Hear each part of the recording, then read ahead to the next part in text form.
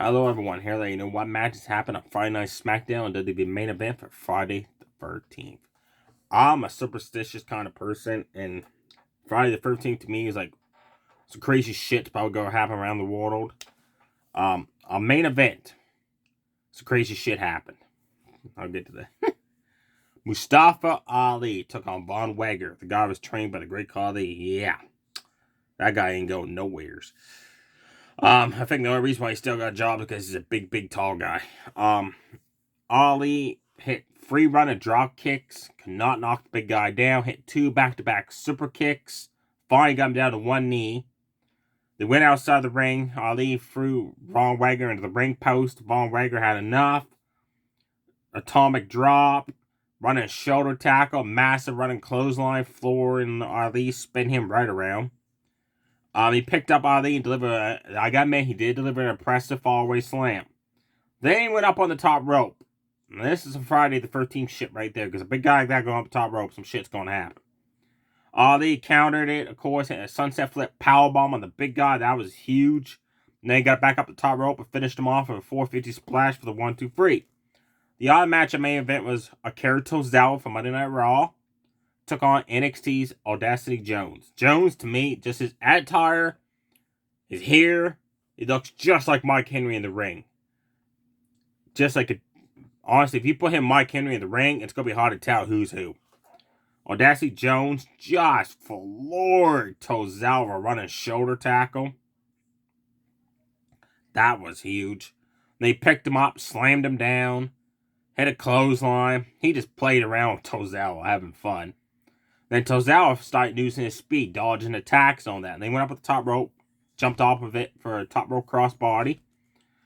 Jones caught him. Tozawa got free. Drop kick to the leg, hit the yes kick strikes, and some back and forth, like kind of like Naomi style kicks, which actually had more effect than when Naomi did it. Then he hit a Shining Wizard, finally knocking the big man down, and got a 2 count. He went up the top rope and hit a diving headbutt. Again, Audacity Jones kicked out the count of 2. Akira Tozawa again went up on the top rope, jumped off of it. Audacity Jones moved out of the way, but you could tell like he was slowly getting up, and Tozawa waited, and he's like, "Come on, get up." I don't like seeing that. It happens once in a while, but actually, now I think of it, it mostly happens with NXT guys that are new. Well, they're not in position to do stuff and that. It's some of the returning people like Tegan Knox. Anyways, Audacity Jones moved out of the way, picked up Tozawa, finished him off with a Turtle Whirl side slam for the 1-2-3. Now on to SmackDown. Tegan Knox took on Xia Li. Tegan Knox, seems that Battle Ring started punching away at Xia Li, back into the corner. Backed up, hit a running cannonball in the corner. Then she went up on the top rope, as Xia Li pushed her off the top rope with her handful of hair, knocking down Tegan Knox. And she delivered one massive kick strike. Like, she backed up hard off like she was kicking a football. And man, just like the impact across the back of Tegan Knox, like her face, like that hurt. You could tell that hurt. Xia Li did some kick strikes. Then Tegan Knox knocked it down, finished off with the shittiest Shining Wizard ever. I watched Akira Tozawa hit a Shining Wizard. That's a Shining Wizard. Tegan Knox's Shining Wizard is like something you can't even call it a Shining Wizard. Like, that thing's just terrible how she does it. Tegan Knox won the match. Nothing exciting happened. Liv Morgan is going into the Women's Royal Rumble match this year at number 1 to prove herself. Liv Morgan is really good, talented superstar. I don't like what they're doing with her. Like, she's acting like a Jeff Hardy, Willow's character, and all that. And wrestling with Jeff Hardy had that other persona. Like, she beat herself up. Like, in this match against Raquel Gonzalez, who's also going to be the Royal Rumble match. Whoopie-a-doo on that one. Liv Morgan kept bashing her face into the turnbuckles to get fired up. Like, what the heck? Liv's a former SmackDown Women's Champion, and they got her doing this. Like, she's like a hardcore wrestler. This match was terrible. Raquel Gonzalez tossed Liv Morgan outside the ring in the beginning of the match, showing, hey, look how easily you can be eliminated. Liv Morgan had quite a challenge trying to get Raquel Gonzalez off the top rope. She finally had a top rope code breaker on Raquel, which stunned her. Then she clotheslined her off the top rope to show, hey, I can eliminate you. Then she went outside the ring, set up a table for some reason. And then she went back in the ring. Raquel Gonzalez finished off with a one-eye powerbomb. So Raquel Gonzalez did one freaking move. The one-eye powerbomb to win the match. Oh, I hate that shit. She's basically the female version of John Cena, which is terrible. Now on to the two matches on SmackDown that are worth watching, folks. It's like every week on SmackDown. They start off the show great with a match, end the show great with a match. In the middle, they put on matches that should not be happening sometimes. Like 90% of the time. They should maybe take one, like the opening match, put that in the mid-card, and put another match on the show that could be worth watching. Like change it up. Braun Strowman faced Walter for the Intercontinental Championship. This was a really good match. Walter told Imperium, stay in the back, I got this. It was a setup, by the way, which I'll get to it. Walter, a target arm of Braun Strowman. He dropped knees on it when he had Braun Strowman grounded. Twisted that thing a pretzel. Snap mirrored it off the ropes. You name it. Braun Strowman had enough. Attempted to run a power slam, but the arm failed him because it was too much damaged. Walter went back right work on that arm. Braun Strowman came out of the corner as Walter was like twisting it around, tied up on the ropes, the arm, and just rocked Walter with forearms and punches and right hands. Suddenly, as Walter was in the corner being tended to by the referee, Imperium showed up for the crowd as a setup. Braun Strowman got attacked. He finally had enough. Cleaned house.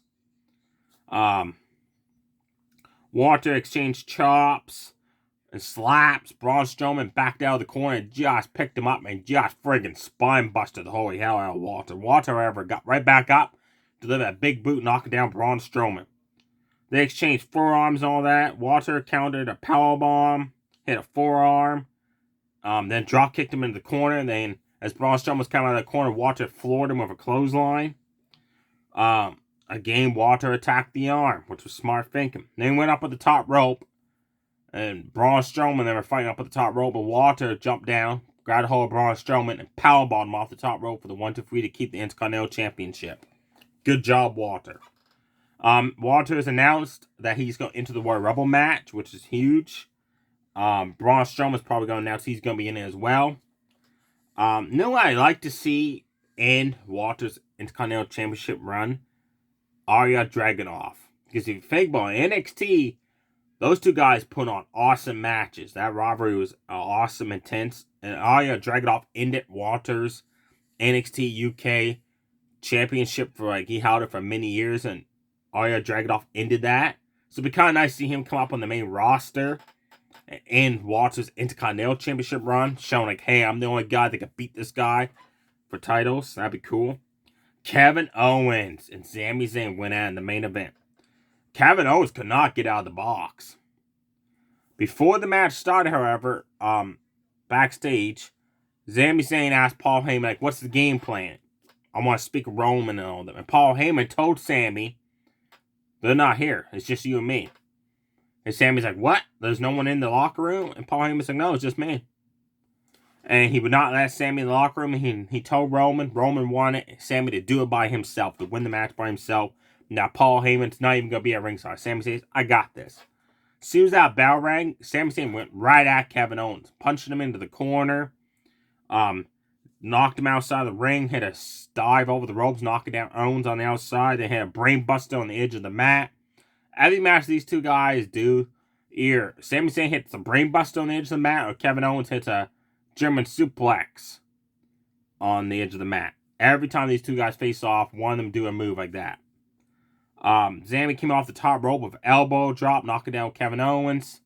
He went up to do the same top rope move. Kevin Owens countered it with a super kick to the face. Finally, Kevin Owens got out of the box, hit a top rope frog splash, hit a running clothesline. Sami Zayn was seeing stars with that clothesline. He had to be. He was stunned. Then Kevin Owens went for a top rope swanton bomb. Sami got the knees up, picked up Kevin Owens and just floored him with blue thunder bomb. Kevin Owens kicked out. Kevin Owens went to do a stunner. Sami Zayn countered it, knocked down Kevin Owens. Then Sami went in the corner to set up for the Alua kick to win the match. The Usos and Solo Sikoa showed up, pulled Kevin Owens out of the ring and beat the crap out of him. So Kevin Owens won by disqualification. Solo Sikoa hit 2 Samoan spikes on Kevin Owens, then hit a running splash like off the barricade through the announce table, put Owens through it. Sami Zayn, I said, what the heck? Like, I had the match won. And honestly, folks, Sami Zayn could have won that match because he was just, like, all match, he had Kevin Owens' number. Great match. Check out this awesome performance of Sami Zayn against Kevin Owens. If you haven't seen it yet. The Usos say, hey, it's all just part of a plan. We'll soften up Kevin Owens for Roman Reigns for the Royal Rumble. And Sami's like, why isn't I aware of this plan? And Jay's like, don't worry about it. And you can look at Sami's like, okay. And then Jimmy's like, yeah, don't worry about it. And Sami's like, Roman said I had to redeem myself and beat Kevin Owens by myself. And Jimmy's like, no, don't worry about it. It's fine. I think the storyline they're going with is that Roman Reigns and Usos again jealous now all of a sudden of Sami Zayn's popularity. Because if you think about it, the only reason why the Bloodline's getting cheered is because Sami Zayn's there with him. And if you listen to those segments, they'll always chant Sami Zayn's name. And I think, as you can see, like last week, Roman Reigns is getting fed up with it. And then you're going to see them betray Sami, beat him up and all that.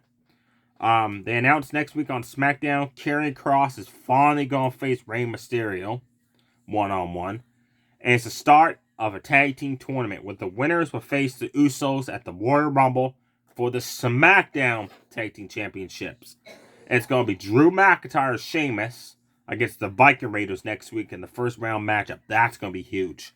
Cannot wait to see that match. Apparently last week, after the show went off the air, the Viking Raiders attacked McIntyre and Sheamus after they fought the Usos for the tag team titles.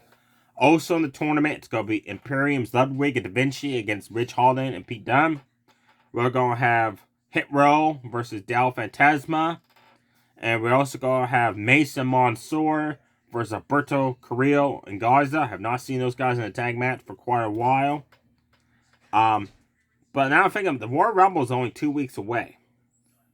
So either they're going to have a whole episode of SmackDown where it's not going to be a qualifying these tag team tournament matches. Or some of these tag team tournament matches got to happen like at a live event or something. Because if you have 2 matches like next week on SmackDown, then the following week have 2 matches, you can't have the winners face the Usos at the Royal Rumble. There's not enough time. So either they're going to have next week all 4 qualifying matches the first round tournament happen. Is the only way I can think they could do it. Or like I said, they're going to have one match happen like a main event or a live event or something. They got to do something because they did not think that part through. Stay safe, everybody. Too sweet. Bye.